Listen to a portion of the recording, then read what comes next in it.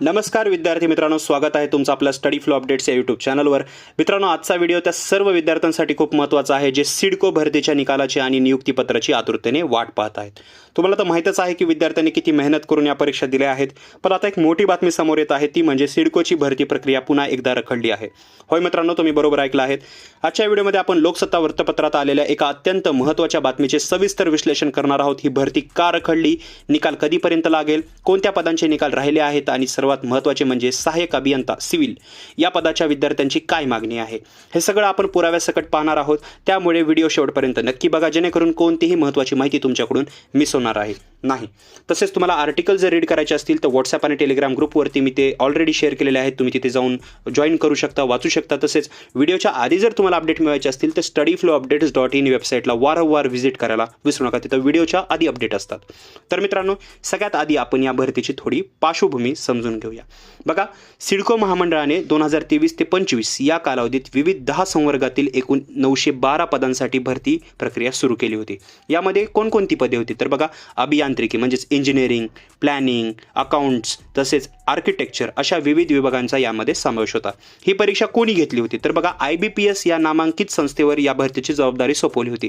मागील वर्षी जून आणि जुलै महिन्यात त्या परीक्षा पार पडल्या होत्या। परीक्षा झाल्यानंतर विद्यार्थ्यांची अपेक्षा असते की लवकर निकाल लागेल आणि हातात नियुक्तीपत्र पडेल, पण इथे मात्र विद्यार्थ्यांच्या नशिबी फक्त तारीख पे तारीख आणि प्रतीक्षाच आलेली आहे। आता मूळ मुद्द्यावर येऊया की ही भरती प्रक्रिया आता का थांबली आहे। मित्रांनो, याचं सर्वात मोठं आणि मुख्य कारण आहे विधान परिषद निवडणुकीची आचारसंहिता होती ती। तुम्हाला आठवत असेल, याआधी लोकसभा निवडणुका, त्यानंतर स्थानिक स्वराज्य संस्थांच्या निवडणुका आणि विधानसभा निवडणुकीच्या आचारसंहितेमुळे या प्रक्रियेला विलंब लागलेला होता। आता पुन्हा एकदा राज्यात विधान परिषदेच्या निवडणुका जाहीर झालेल्या होत्या आणि त्यामुळे आचारसंहिता लागू झालेली होती। सिडको प्रशासनाने स्पष्ट केलेलं आहे की विविध संवर्गामध्ये जे अंतिम निकाल आता निवडणूक प्रक्रिया पूर्ण झाल्यानंतर जाहीर होतील। सिडकोने 18 ते 25 मे या दरम्यान सर्व संवर्गातील निकाल जाहीर करण्याचे आणि नियुक्तीपत्र देण्याचे नियोजन केले होते, पण दुर्दैवाने त्याच दरम्यान आचारसंहिता लागू झालेली आहे। ज्या उमेदवारांचे निकाल लागले आहेत त्यांनाही नियुक्तीपत्र देता आलेले नाहीये। या सर्व गोंधळावर लोकसत्ताने आवाज उठवल्यानंतर सिडकोने यावर खुलासा केला आहे। सिडकोचे सहव्यवस्थापकीय संचालक डॉक्टर राजा दयानिधी यांनी एक अतिशय महत्त्वाची माहिती दिलेली आहे। त्यांनी म्हणलेलं आहे, आचारसंहिता संपल्यावर लगेचच तातडीने पात्र उमेदवारांच्या कागदपत्राची पडताळणी केली जाईल आणि त्यानंतर त्यांना नियुक्तीपत्र दिले जाईल। आता सिडकोने सध्याच्या भरतीची काय स्थिती आहे ती आपण नीट समजून घेऊया। एकूण 10 संवर्गापैकी 4 संवर्गाची भरती प्रक्रिया पूर्ण झाली असून संबंधित उमेदवार सेवेत रुजू सुद्धा झालेले आहेत, ही एक चांगली गोष्ट आहे। दुसरं, आणखीन 2 संवर्गाचे निकाल पुढील काही दिवसात जाहीर करण्याची सिडकोची तयारी सुरू आहे आणि उर्वरित 4 संवर्गाची नियुक्ती प्रक्रिया आता अंतिम टप्प्यात आहे। उमेदवारांची छाननी, कागदपत्र पडताळणी आणि फेर तपासणी झाल्यावर त्यांना नियुक्तीपत्र दिले जाईल। म्हणजेच सिडकोच्या बाजूने काम सुरू आहे, पण आचारसंहितेचा मोठा अडथळा त्यांच्यासमोर आलेला आहे। मित्रांनो, या संपूर्ण बातमीमधला सर्वात महत्त्वाचा आणि विद्यार्थ्यांच्या संतापाचा मुद्दा म्हणजे सहाय्यक अभियंता म्हणजे सिव्हिल मधला पदाचा निकाल।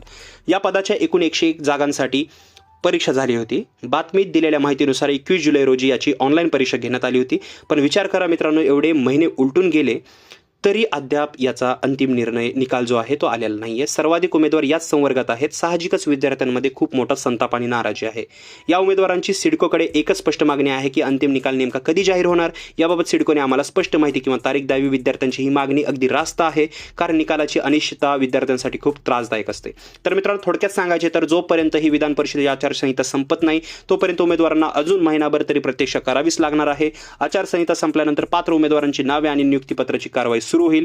माझी तुम्हाला एकच विनंती आहे की निराश होऊ नका। प्रशासकीय कामांमध्ये आणि निवडणुकांमुळे असे अडथळे येत असतात। सिडकोने स्पष्ट केले आहे की प्रक्रिया अंतिम टप्प्यात आहे, त्यामुळे लवकरच गोड बातमी मिळेल आणि आपण आशा करूया ज्यांचे निकाल लागायचे बाकी आहेत त्यांना आपल्या कागदपत्राची जुळवाजुळव करून ठेवा, जेणेकरून ऐनवेळी धावपळ होणार नाही। सिडको भरतीबाबत जशी कोणतीही नवीन अपडेट येईल तशी मी तुमच्यापर्यंत ती सर्वात आधी घेऊन येईल। त्यासाठी चॅनलला आत्ताच सबस्क्राईब करा, बेल आयकॉनला प्रेस करा। तुम्हाला या रखडलेल्या भरती प्रक्रियेबद्दल काय वाटतं, तुमचे जे काही प्रश्न असतील कॉमेंटमध्ये नक्की सांगा किंवा विचारा, मी तुम्हाला नक्की रिप्लाय देईल। भेटूया पुढच्या व्हिडिओमध्ये एका नवीन अपडेट सोबत। तोपर्यंत अभ्यास करत राहा, सकारात्मक राहा। तर मित्रांनो, हा व्हिडिओ पाहिल्याबद्दल धन्यवाद।